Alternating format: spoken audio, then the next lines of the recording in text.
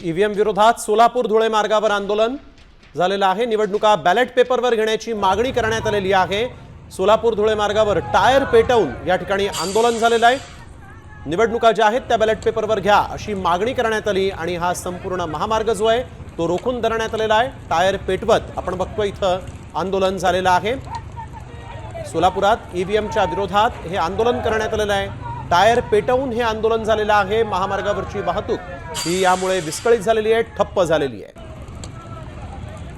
अनेक टायर जे आहेत ते महामार्गाच्या दुतर्फा जाळण्यात आलेले आहेत। निवडणुका ज्या ईव्हीएमवर झाल्या त्या ईव्हीएमवर न घेता बॅलेट पेपरवर घ्या अशी मागणी यावेळेस आंदोलकांनी केली आणि त्यांनी या ठिकाणी आपण बघतोय सोलापुरात थेट महामार्ग रोखून धरलेला आहे। टायर जाळण्यात आलेले आहेत महामार्गावर आणि ईव्हीएमचा विरोध करण्यात आलेला आहे। धाराशिव मधली ही दृश्य आपण बघतोय। या ठिकाणी बॅलेट पेपरवर निवडणुका घ्या अशी मागणी करत कार्यकर्ते जे आहेत ते आक्रमक झाले।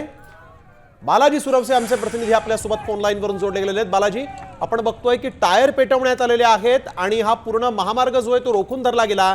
कार्यकर्ते नेमके कोणत्या पक्षाचे आहेत, काय नेमक्या मागण्या आहेत, पोलीस या ठिकाणी पोहोचलेले आहेत का?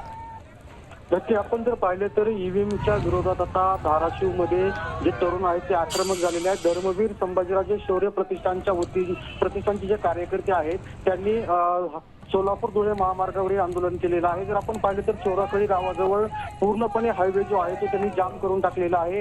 त्याच ठिकाणी त्यांनी रस्त्यावर टायर देखील मोठ्या प्रमाणावर जाळलेले, त्यामुळे मोठ्या प्रमाणावर वाहनाच्या रांगा ज्या आहेत त्या लागलेल्या आहेत। आपण जर पाहिलं तर कळंब तालुक्यातील चांदवड या गावामध्ये या प्रतिष्ठानचे जे अध्यक्ष आहेत त्यांनी आमरण उपोषण सुरू केलेलं आहे। ईव्हीएमच्या विरोधामध्ये आमरण उपोषण सुरू आहे, मात्र त्यांच्या उपोषणाकडे दुर्लक्ष केलं जात आहे आणि त्यामुळे जे आहे ते तरुण सर्व आक्रमक झालेले आहेत। त्यांना पाठिंबा देण्यासाठी जे आहे ते हे टायर पेटवून आंदोलन करण्यात येते।